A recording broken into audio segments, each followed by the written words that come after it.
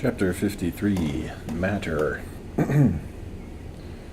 After we came out of the church, says Boswell in the Life of Johnson, in his Life of Johnson, we stood talking for some time together of Bishop Berkeley's ingenious sophistry to prove the non-existence of matter, and that everything in the universe is merely ideal. I observe that, though we are satisfied his doctrine is not true, it is impossible to refute it.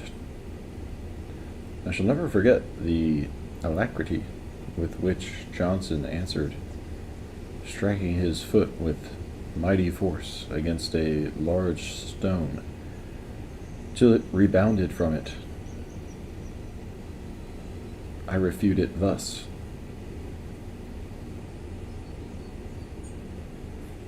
But Berkeley's argument anticipated Dr. Johnson's style of refutation. I do not argue, he says, against the existence of any one thing that we can apprehend either by sense or reflection. That the things I see with my eyes and touch with my hands do exist, really exist, I make not the least question. The only thing whose existence I deny is that which philosophers call matter, or corporeal substance. And in doing this, there is no damage done to the rest of mankind, who, I dare say, will never miss it. The rest of mankind does need to be instructed, however, that when they use the word matter, they speak of nothing. They may, from careless habit, suppose they are referring to the most obvious something there is in the world, the solid, massy, concrete stuff of which tangible, visible, movable, and moving things are made. Of them, Berkeley would ask how they know such stuff exists. It is not itself perceptible. We perceive a variety of qualities, colors, shapes, temperatures, textures, sizes, or extensions. But these, Berkeley argues, have their being in being perceived, even if certain of these sensible qualities, sometimes called primary, such as figure, size, or weight, are supposed to belong to bodies when they are not actually being sensed. They are not matter, but only its properties. Matter itself is not sensible. Those who assert its existence postulate it as a substratum or support for the sensible qualities they perceive. The question, therefore, is whether such a substratum is a necessary or an unnecessary hypothesis. Berkeley does not deny the existence of beings which cannot be directly sensed. He affirms the existence of the human spirit, or mind, of minds other than his own, and the spiritual being of God. These must be inferred to exist in order to explain the phenomena of our sensible experience and the experience of our own activities in thinking, imagining, willing. If, in addition, the existence of matter, or a material substance, were necessary to explain the phenomena, Berkeley would not object to affirming its existence by inference, even if it could in no way be directly perceived.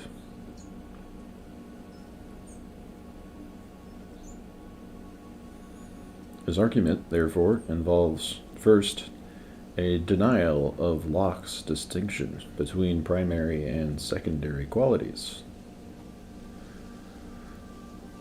Supposing it be generally agreed that colors, sounds, odors have no actual existence except in the perceiving mind, he denies that perceptible figure, size, or motion can exist otherwise. It having been shown that none, even of these, can possibly exist otherwise than in a spirit or mind which perceives them, it follows that we have no longer any reason to suppose the being of matter.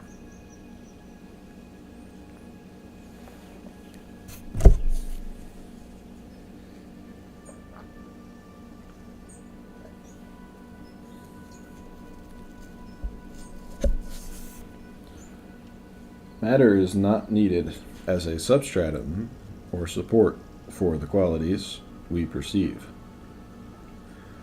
This is the second main point in Berkeley's argument.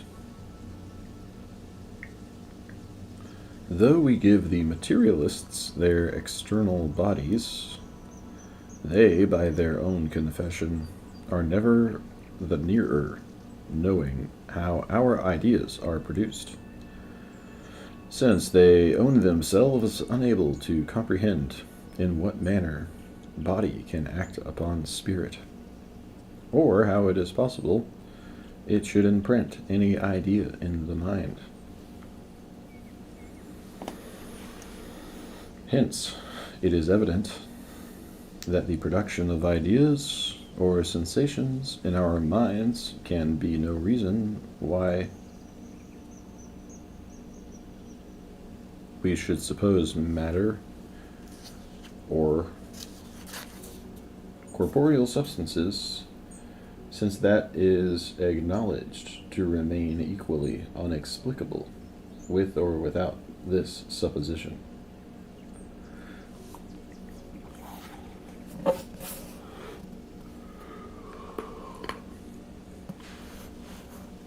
Berkeley's arguments against matter, which occupy the greater part of his principles of human knowledge, may not have the same force when they are applied against different theories of matter. Berkeley seems to regard his attack on materialism as the refutation of an error at the root of skepticism, atheism, and irreligion. He also thinks materialism creates difficulties for the sciences. But are all affirmations of matter to be lumped together as materialism in the same sense? Are Aristotle, Plotinus, Descartes, Spinoza, and Locke materialists in the same sense as Lucretius, Hobbes, and perhaps Marx? Does it make no difference whether bodies are said to be the only real existences, or whether in addition to bodies, immaterial substances or spiritual beings are also said to exist? It doesn't make no difference how matter is conceived, whether as a self-subsistent substance in its own right, capable of existing apart from any qualities, except extension and motion, which belong to its very essence, or merely as one factor in the constitution of bodies, the factor of potentiality, which, as will be presently explained, has no existence apart from the forms which actualize it.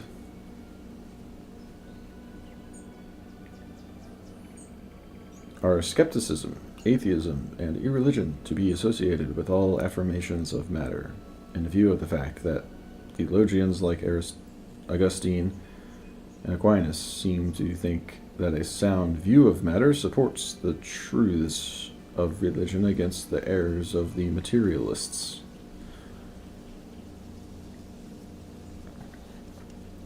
There seem to be, in short, three distinct positions to which Berkeley's blanket denial of matter stands opposed.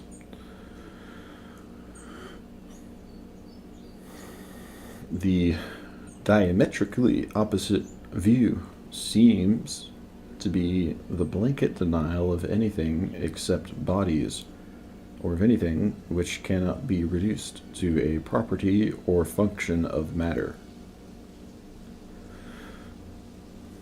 The atomism of Lucretius, discussed in the chapter on element, may be taken as representative of this view, though Engels would insist that materialism can be dialectical rather than atomistic or mechanical. Between the two extremes, there appear to be two middle positions which are alike insofar as both affirm the immaterial as well as the material, although they are alike in asserting the existence of spiritual substances. They may, of course, define the nature of these immaterial things differently, and differently interpret their relation to the realm of matter. But as theories of matter, their principal difference consists in the way in which they conceive the being of bodies, material substances, or the bodily mode of substance.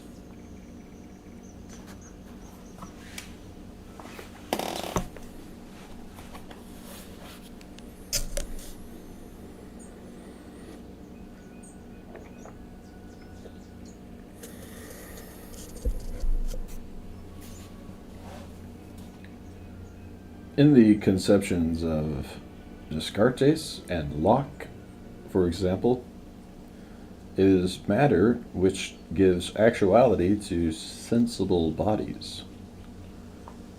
We have no other idea or notion of matter, Locke writes, but something wherein those many sensible qualities which affect our sense do subsist.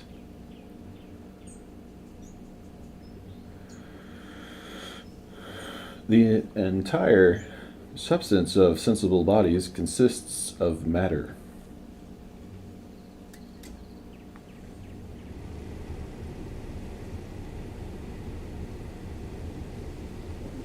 All their properties derive from the essence or nature of matter.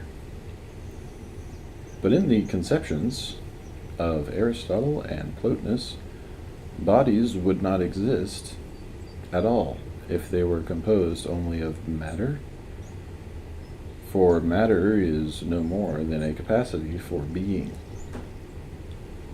not something which by itself actually is. Sensible bodies derive their being and all their attributes from the forms which matter assumes when its potentialities are actualized. Matter totally devoid of form is not the nothing Berkeley calls it, but it is so near to nothing that Plotinus says it is more plausibly called a non-being, a bare aspiration towards substantial existence. These theories of matter or corporeal being seem to be as contrary to one another as together they are contrary to Berkeley's doctrine. Yet each of the two middle positions leans towards one of the opposite extremes. The conception of matter seems to be very much the same in the complete materialism of Lucretius and Hobbes, and in the view of Descartes, Spinoza, and Locke. In the former, only bodies exist. In the latter, bodies do not comprise the whole of existence, but matter is the whole substance of bodies. The separation of body and mind, or spirit, or matter and spirit, into distinct substances or modes of substance leaves matter the same kind of stuff that it is in a world which admits of no other reality. Atomism, furthermore, may be common to both theories, at least to the extent that it is held that the complex bodies we perceive are composed of minute and insensible particles. Unlike Lucretius, Locke may not insist upon the absolute indivisibility of the particles, or upon the eternity of the uncreated atoms of matter. But he, like Hobbes and Newton, carries the division of the familiar bodies of sense experience down to parts which cannot be perceived and yet have, in a way, a more ultimate reality as units of matter than the complex bodies they constitute.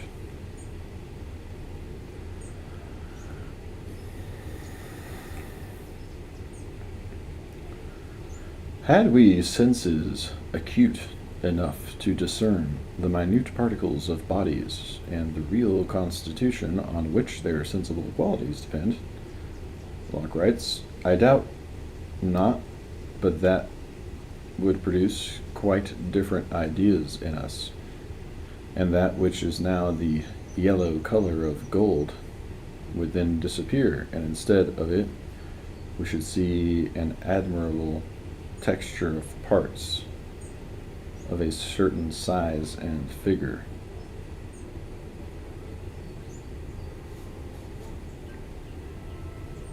At the other extreme, Berkeley's complete denial of matter has less in common with the view of Aristotle, Plotinus, Augustine, and Aquinas than the theory of Descartes, Spinoza, and Locke has with the materialism of Lucretius and Hobbes. They would appear to be close enough, for one seems to hold that matter is almost non-being, and the other that matter is simply nothing at all. But where Berkeley denies any role to matter, Aristotle and those who take his view affirm matter to be an indispensable factor in the constitution of physical things. They do not question the reality of bodies or their existence apart from mind. On both of these points, they are as opposed to Berkeley as they would be if they were complete materialists. Nevertheless, they lean toward Berkeley rather than toward the other extreme in one respect. Where Berkeley denies the existence of matter, they deny its substantiality. Where Berkeley says matter has no being, they say it has the lowest grade of being, on the very verge of not being.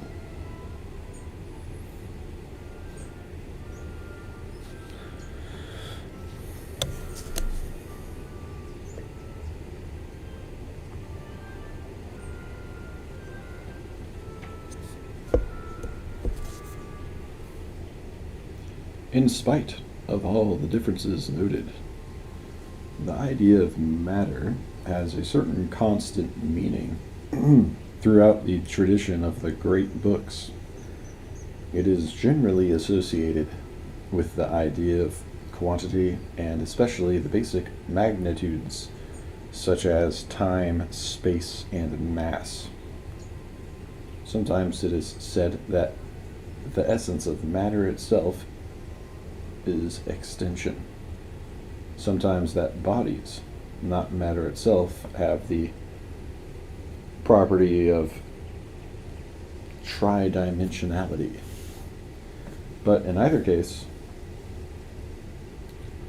that which is or has matter in it necessarily occupies space. The manner of that occupation is also generally agreed upon. Two bodies or two distinct quantities of matter cannot occupy the same place at the same time.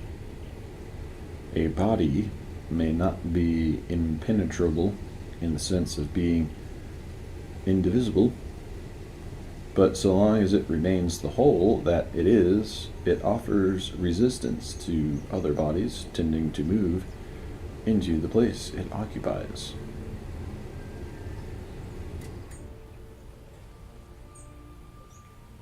There is another connection between matter and quantity. To those who ask, what makes two otherwise identical things two in number, or what is involved in the merely numerical difference of things alike in every other respect?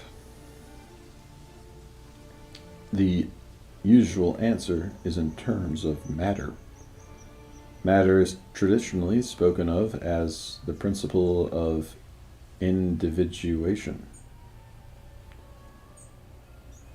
Aquinas, for example, holds that angels, unlike physical substances, cannot differ from one another as do numerically distinct individuals. Because they are immaterial, they can differ only as do species or kinds. Such things as agree in species, he writes, but differ in number, agree in form, but are distinguished materially. If therefore the angels be not composed of matter and form, it follows that it is impossible for two angels to be of one species, just as it would be impossible for there to be several whitenesses apart, or several humanities, since whitenesses are not several, except in so far as they are in several substances. The way in which matter is related to individual differences can be exemplified in works of art. Two coins stamped out on the same kind of matter by the impression of the same die may differ in no other discernible respect than that they are two of the same kind. Their two-ness seems to be somehow related to the fact that each consists of a distinct quantity of matter. But it may be asked how two units of matter have the distinction of being two, while they differ in no other respect. One answer to this difficult question is that their distinction consists in their occupying different places. In the Platonic theory of the origin of many particulars, all participating in the same form, diversity of place seems to play the role which matter plays for Aristotle and Aquinas. Plato's doctrine of the receptacle, which is discussed in the chapter on form, is sometimes interpreted by conceiving the receptacle as space, and sometimes by conceiving it as matter. The receptacle is said in the Timaeus, is that which while receiving all things, never departs at all from her own nature, and never in any way or at any time assumes a form like that of any of the things which enter into her. This, according to Plotinus, means that its one form is an invincible formlessness. But Plotinus, who combines Plato's doctrine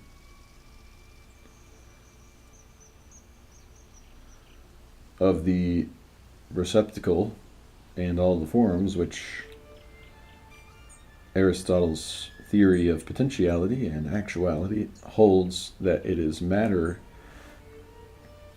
not space, which is the receptacle and nurse of all generation.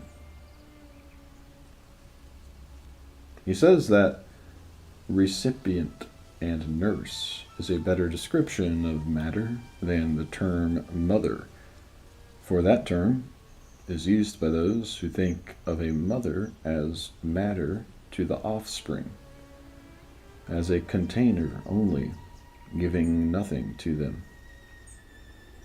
In his own view, matter is more than space or mere receptivity. He is willing to admit the parallel with motherhood, only to the extent that matter is sterile, not female to full effect. Female in receptivity only, not in pregnancy.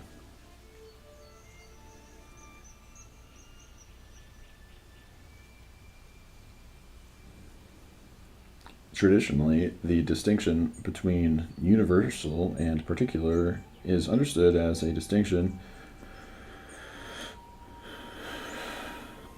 between the intelligible and the sensible. This indicates another traditional meaning of matter, or the material.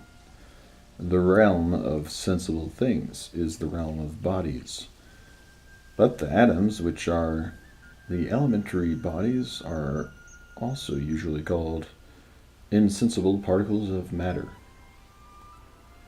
This, however, can be interpreted to mean not that a definite material mass or bulk is in itself absolutely intangible or impenetrable, intangible or imponderable, but that because of the limitation in our senses, it is imperceptible to us. On this interpretation, it would then seem possible to say that all bodies, all bodily existence is sensible existence. But if we ask about the sensibility of matter itself, rather than of bodies, large or small, questions arise which are more difficult to solve. On one theory of matter, matter devoid of form is as insensible as it is unintelligible. Yet forms which are not material, that is, not in matter, are also insensible but not unintelligible. On the contrary, they are regarded as more perfectly intelligible than embodied forms. How then does matter, which is itself insensible, cause the forms which it assumes to become sensible when they are materialized?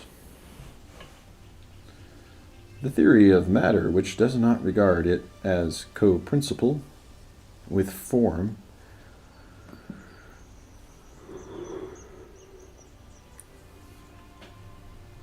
seems to be confronted with a different problem of sensibility. It is supposed that some of the qualities which we sense in bodies are actually in themselves, are actually in them, whether we sense them or not. Such properties as size, figure, weight, motion. Other sensible qualities such as colors, odors, temperatures, or sounds are supposed to be effects produced by the motions of material particles acting on the sensitive apparatus of animals. This distinction between what Locke calls primary and secondary qualities, found also in Lucretius and Descartes, is more fully considered in the chapters on quality and sense. But here it calls attention to the problem of how matter, devoid of certain sensible qualities, causes these qualities to arise. For Lucretius, the peculiar difficulty of the problem seems to lie in the fact that the sensitive animal is itself nothing but a material system. All its powers and acts are conceived as functions of matter in motion. How then does moving matter within the organism generate certain qualities which do not belong to moving matter outside the organism?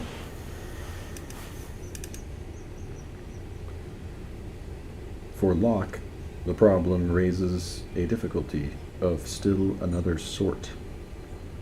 Secondary qualities, such as colors, sounds, odors, exist only as sensations in the mind.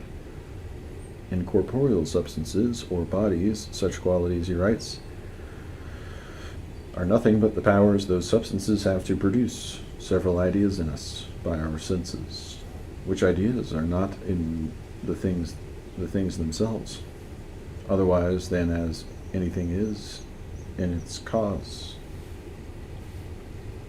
though they result from the impact of moving particles on the bodily sense organs. They do not belong to the world of matter at all, but to the realm of spirit. How then do the motions of matter cause effects which exist only in the immaterial domain of mind?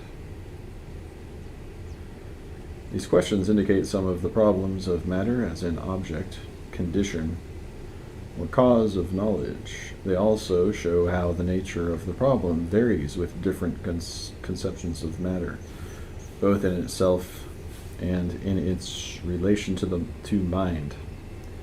There are still other problems which confront those theories of mind which separate reason or intellect from the sensitive faculty. In such theories, the consideration of matter's relation to mind goes beyond the question of the origin of sensations. It takes sensations and images as somehow the functions of living matter, the acts of the various sense organs and the brain. But sensations and images, because they are acts of corporeal organs, have the same limitation which belongs to everything material. As matter is said to cause the individuality or numerical diversity of bodies, so it is said to make sensations and images particular intentions of the mind, that is, capable of representing only particular objects, not general kinds or classes. Hence, such theories face the problem of the relation of sensations and images to the universal intentions of the mind, its general concepts or abstract ideas.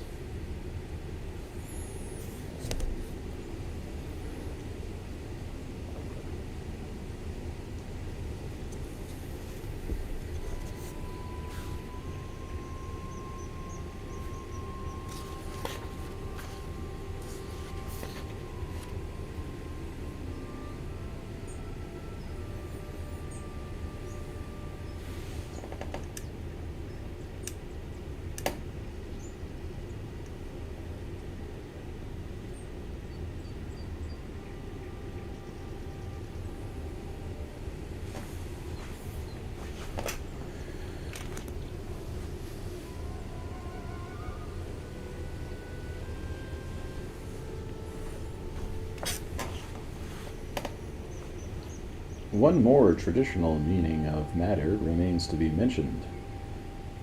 The sciences of physics or mechanics are concerned with change or motion. They are not concerned with mutability in general, but with the kind of mutability that is manifested by material things. Material things are never conceived as unmovable or unchangeable. The question whether matter itself is immutable has different meanings for different theories of matter.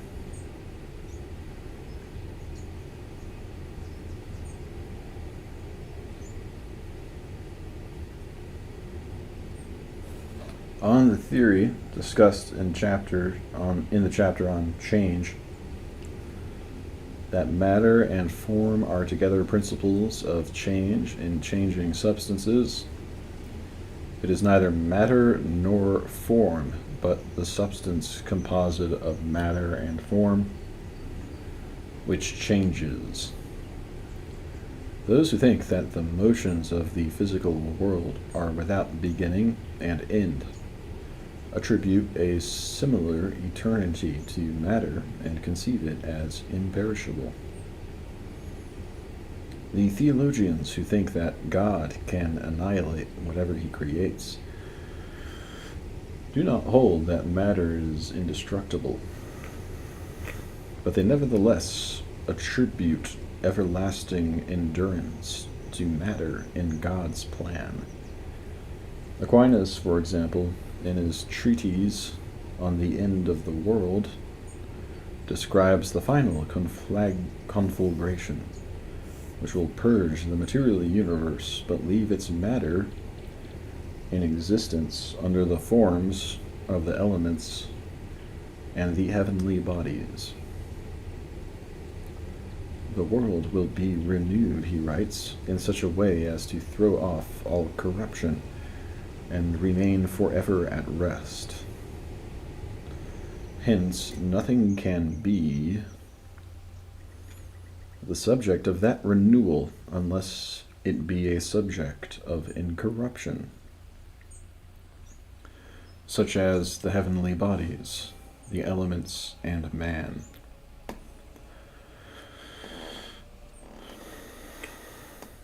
On other theories of matter, the fact that motion is regarded as an intrinsic property of bodies seems to be similarly consistent with the notion that matter itself is immutable or indestructible. The indestructibility may be conceived in terms of the absolute indivisibility of the atoms, as in Lucretius and Newton, or as in Spinoza, it may be established by the uncreated and eternal nature of God. By body, Spinoza writes, I understand a mode which expresses in a certain and determinate manner the essence of God, insofar as he is considered as the thing extended.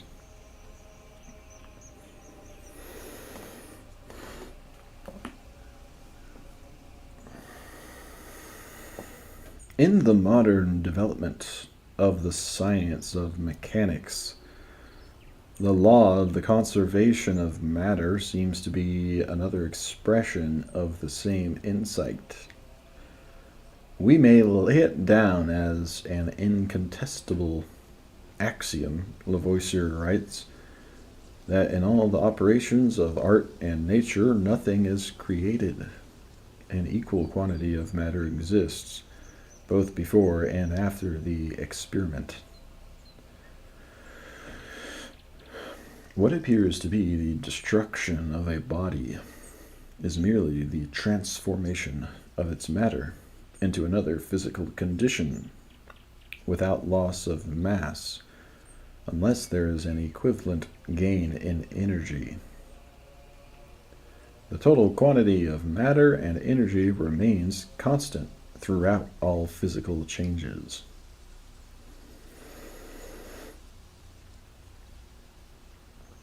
But though change or motion seems to be inherent in the material world, the mutability of bodies as well as the immutability of matter seems to be differently conceived according to different conceptions of matter. The difference between the physics of Aristotle and the physics of Descartes can be expressed in terms of contrary definitions of motion, or divergent notions of causality. But neither of these differences is fully intelligible apart from the variance of these theories from one another on the nature of matter. When matter is an actual substance whose essence is extension and whose chief property is local motion, the principles of physics are mechanical. The laws of mechanics, with time, space, and mass as their fundamental variables, seem to have a universality adequate for describing all natural phenomena. All changes in material things are either the local motions of bodies or the result of the local motions of their parts. Motions are determined in their magnitude and direction by the impressed force which one body exerts upon another and the resistance of that other. Motion is itself completely actual, as matter is, and the only type of cause to which physics need appeal is the efficient cause. That is, the push or pull of one body upon another. Physicists who share this conception of matter may not agree as Descartes and Newton do. Not in their mechanical formulations. They may or may not be atomists. They may, like Lucretius, think that local motion is an absolutely intrinsic property of the eternal particles. Like Descartes and Newton, they may think that God first imparted motion to matter at the world's creation. They may hold that all subsequent motions issue, therefrom, in a continuous chain of cause and effect. But when matter is the only factor in the constitution of bodies, and one body differs from another only in its quantitative determinations, the consequence for physical theory seems to be one of another sort of mechanical formulation. When matter is nothing more than a body's potentiality for change, and when neither what the body is nor how it changes can be explained by reference to its matter alone, physical theory seems to be constructed in other than mechanical terms. Its concepts and principles resemble those of biology. It finds natural tendencies or desires and ends or final causes in the motion of inert as well as animate bodies. Central to Aristotle's physics are his theory of the four causes, discussed in the chapter on cause, and his theory of the four types of change, discussed in the chapter on change.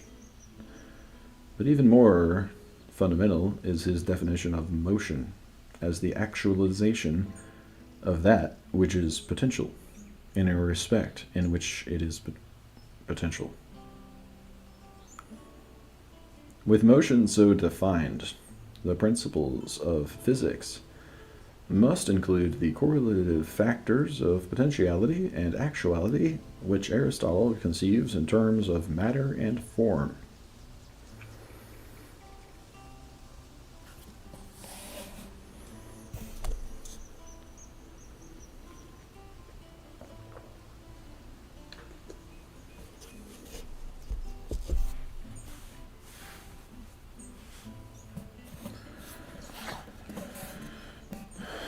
remove matter entirely from a thing, and according to Aristotle, you remove its capacity for physical change.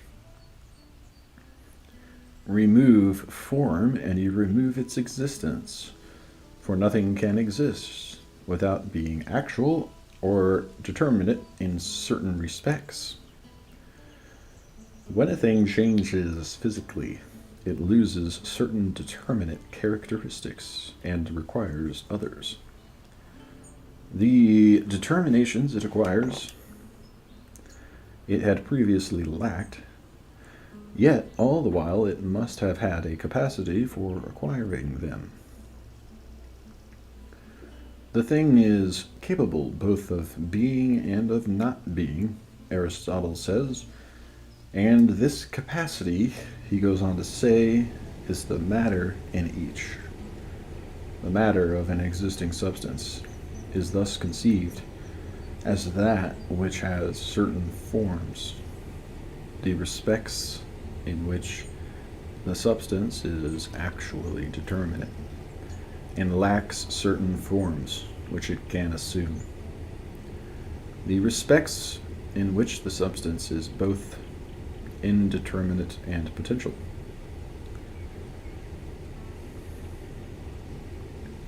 As the chapter on art indicates,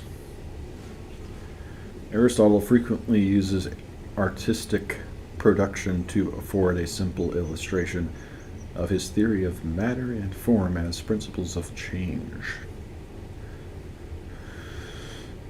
When a man sets out to make a bed, he chooses material such as wood, which can be shaped in a certain way. The same wood would have been made into a chair or a table. With respect to these various possible determinations in structure, the wood itself the wood is itself indeterminate and determinable. Before the artist has worked on it productively, the wood is in a state of both privation and potentiality, with regard to the form of a bed, a chair, or a table.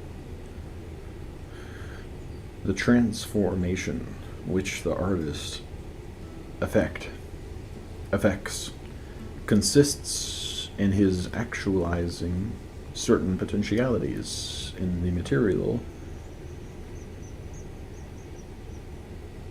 for forms or determinations which the material at the moment lacks. When the bed is made, the wood or matter, which is now actually in the form of a bed, may still have the potentiality for being remade into a chair or table.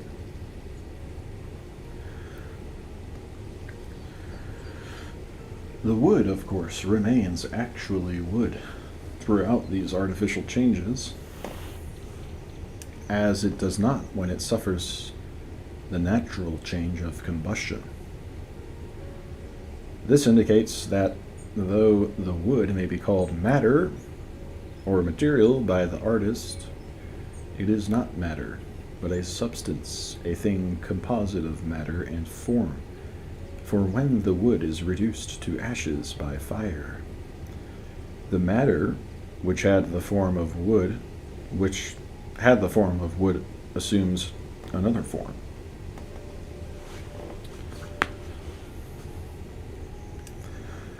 In the analysis of accidental change, which artistic production illustrates, it suffices to treat a composite substance like wood or iron or bronze as the material principle. But in the analysis of substantial change, when matter itself changes from being one kind of matter to being another, in the coming to be or perishing of composite substances, the material principle must be pure matter. Matter totally devoid of form.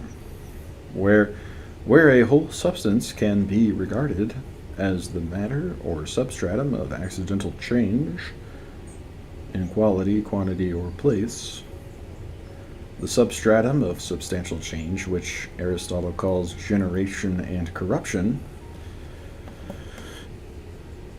must be matter in a condition of absolute indeterminacy,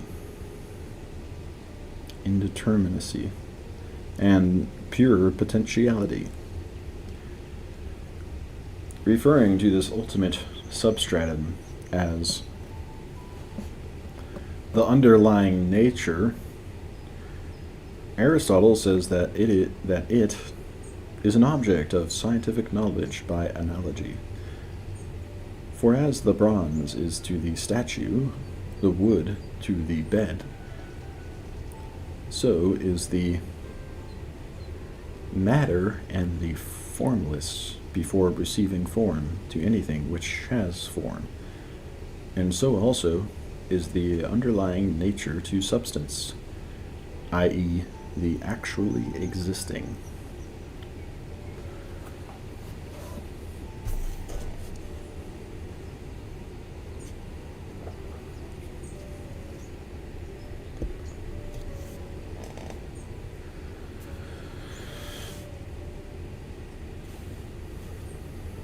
Aristotle's definition of matter as the primary substratum of each thing, from which it comes to be without qualification, and which persists in the result, not only signifies an object which the physicist must apprehend analogically, i.e., by comparison with substantially formed matter like wood and bronze, but also indicates that matter, by definition, must be in itself both unintelligible and non-existent. What Aristotle calls the primary substratum is later called by Plotinus primal matter, by Augustine formless matter, and by Aquinas prime matter. Since they all agree that which is without form lacks all determination and actuality, they deny that it can have existence by itself or be an object of knowledge, either by sense or reason. Augustine and Aquinas go further. They deny even to God's omnipotence the power of creating matter without form. They speak of matter not as created, but as concreated, that is, united at the very instant of its creation with the forms it must assume in order to exist. God made formless matter of absolutely nothing, and the form of the world from his formless matter. Augustine writes, "Yet he created both simultaneously, so that form came upon matter with no space of time intervening."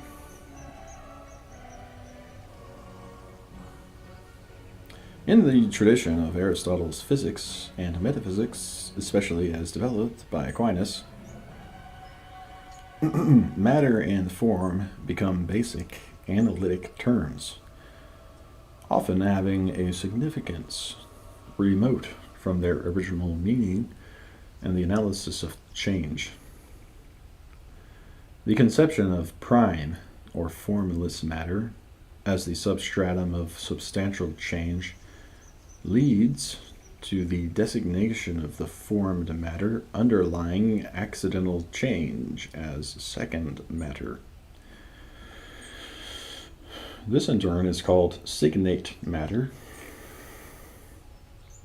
when considered as the matter of an individual substance.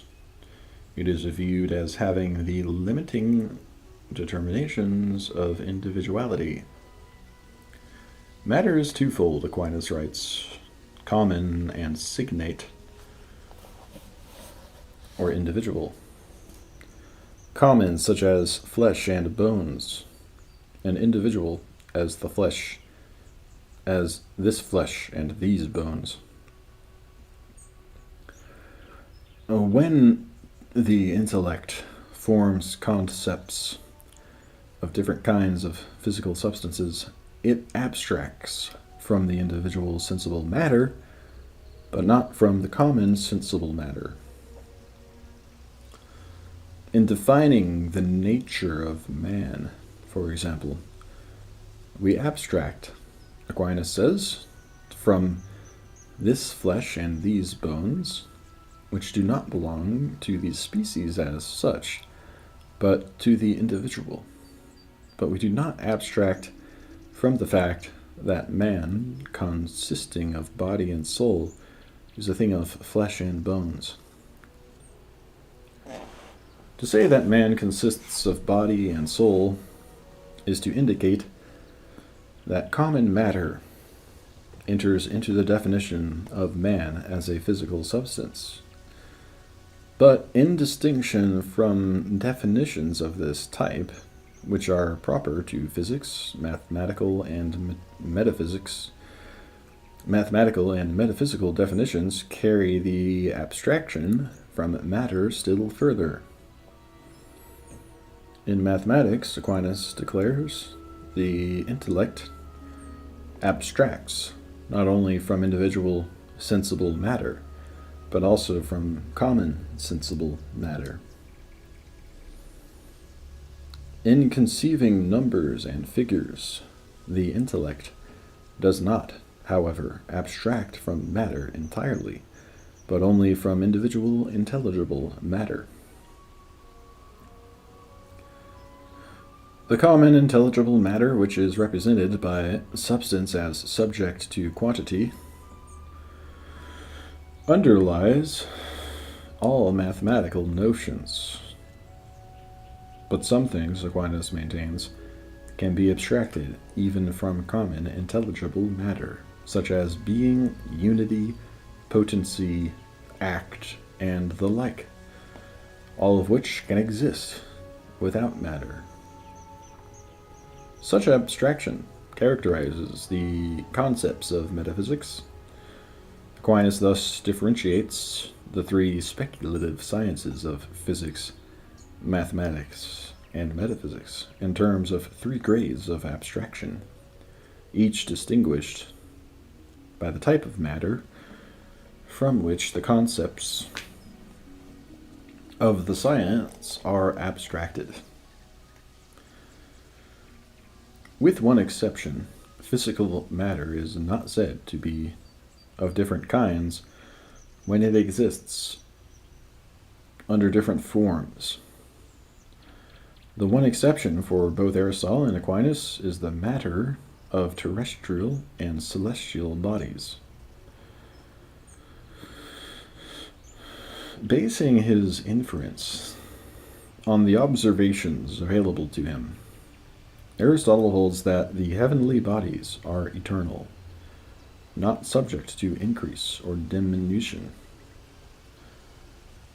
but unaging and unalterable and unmodified.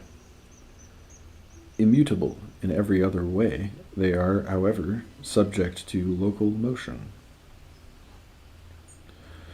Since they are eternal, both their matter and their motion must be different from that of perishable terrestrial bodies. All things that change have matter, Aristotle writes, but matter of different sorts. Of eternal things, those which are not generable, but are movable in space, have matter. Not matter for generation, however, but for motion from one place to another. The motion from place to place is, unlike terrestrial motion, circular. It has the appropriate characteristic of endlessness. Kepler challenges this theory of a radical difference between celestial and terrestrial matter or motion,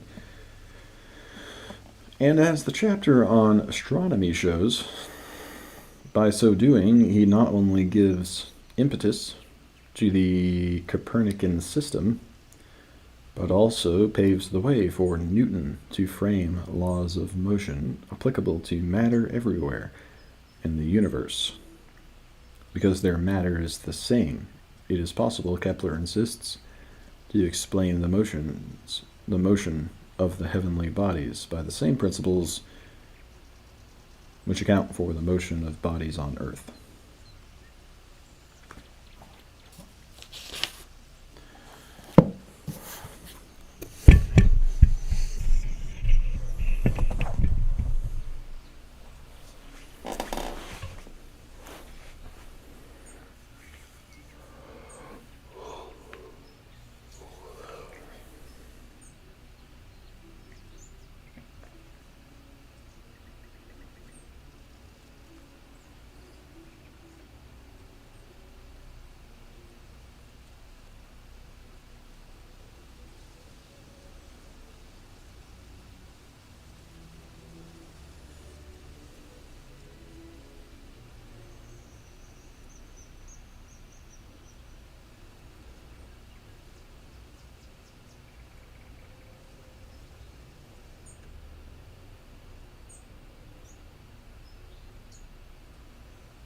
Yeah, it's interesting.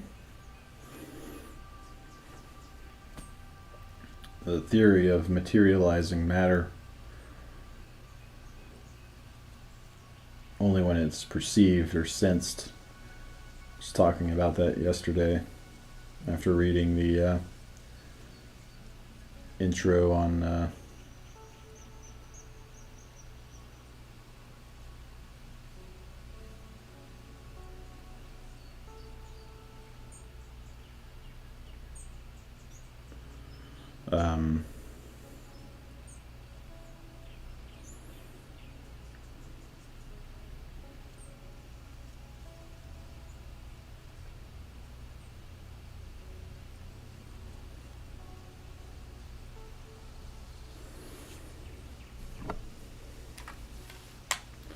whichever one I read the intro on yesterday. I totally forget.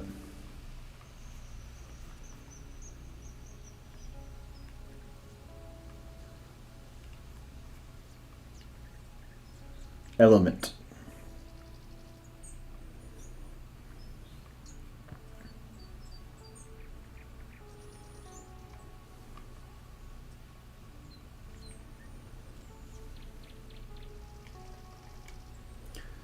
That theory's been around for a while, I guess, and it's gained scientific evidence recently.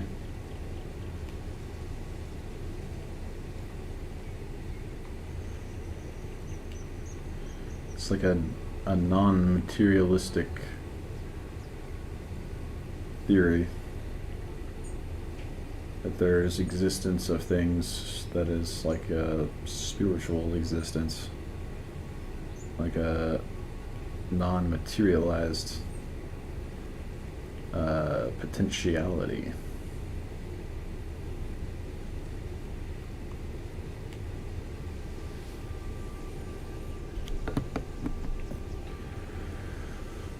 Which would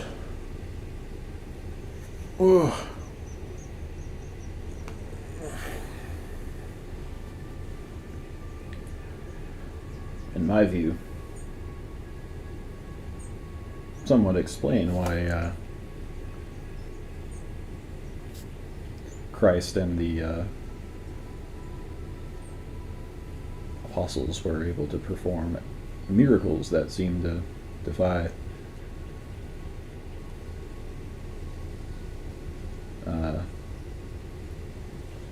laws of reality.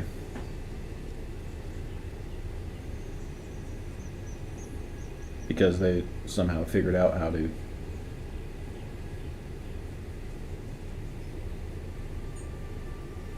kind of hack the system.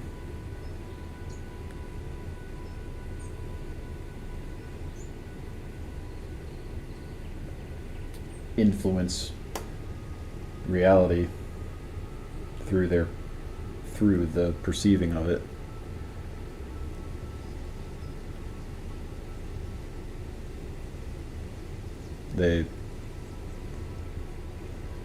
It's like they created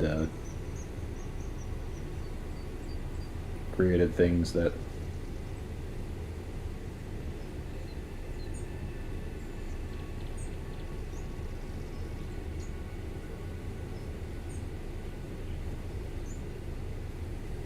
weren't there to be perceived, but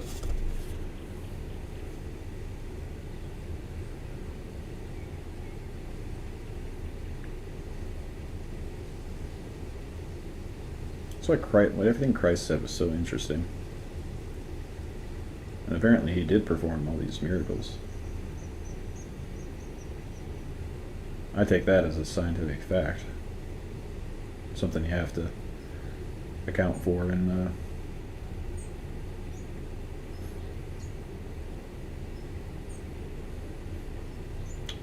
your thinking on anything scientific. Now here's this guy who said that it doesn't really matter, like,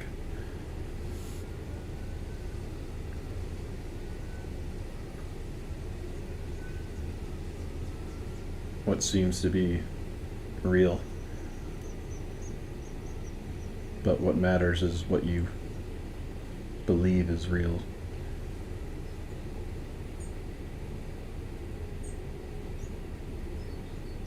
And he then goes on to do all these seemingly impossible things.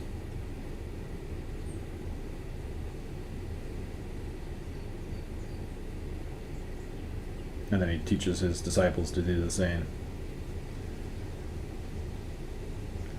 I guess they were imbued with the Holy Spirit or something before they could then to perform the miracles.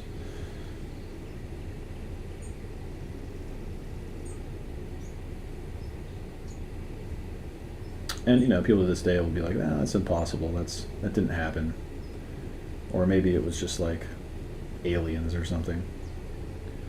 And there's like a different explanation for it beyond what Christ was explaining was the reason why he was able to do these things. But if that was the case,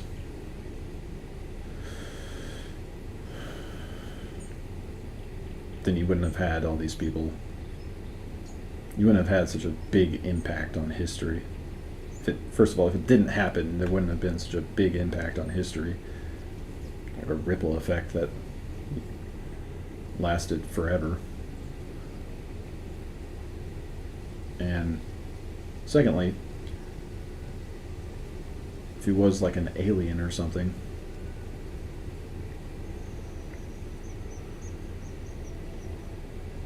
well,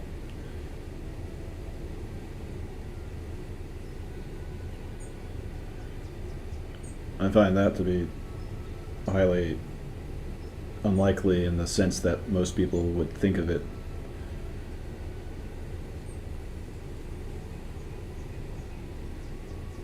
Just because of how he talked about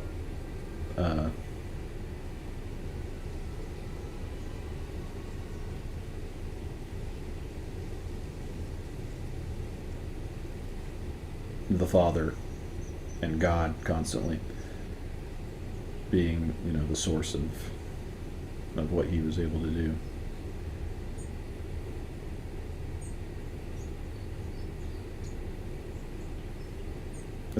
Why make something up like that?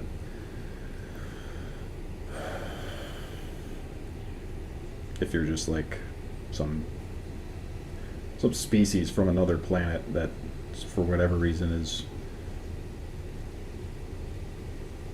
more technologically evolved or something. I'm not saying that doesn't exist, but in the case of Christ,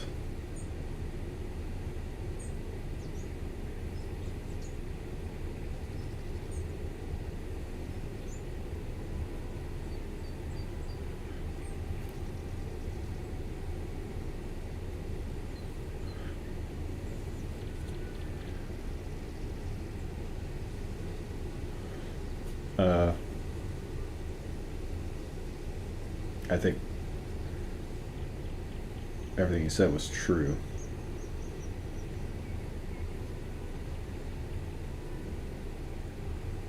I guess the main thing is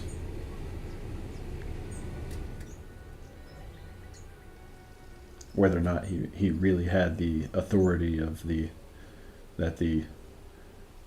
son of the creator of the entire universe would have, or not.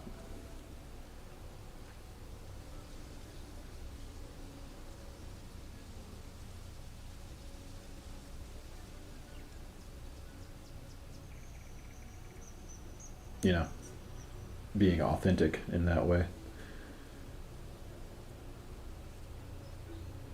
and not like a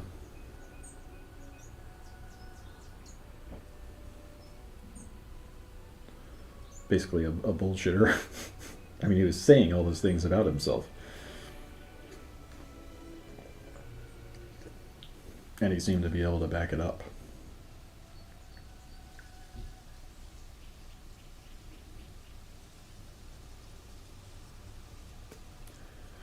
Which would really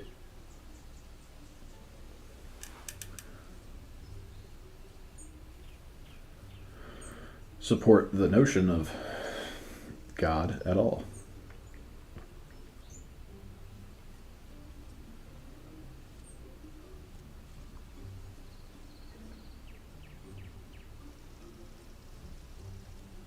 According to most philosophers,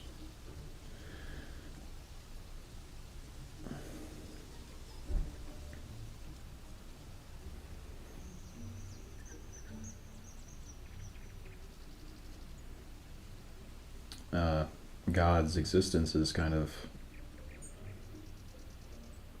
logically arrived at just from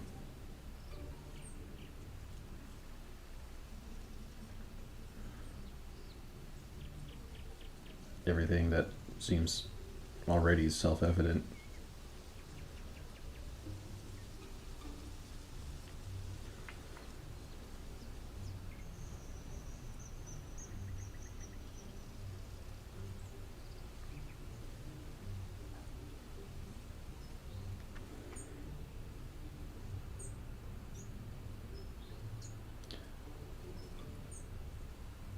Mind over matter. That's what Jesus taught.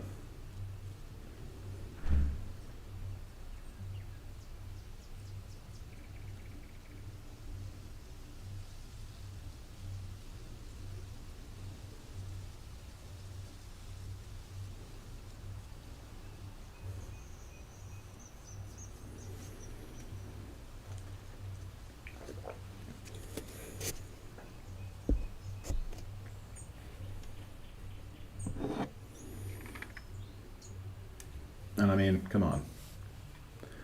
How is that not more fascinating than any other theory you might come across?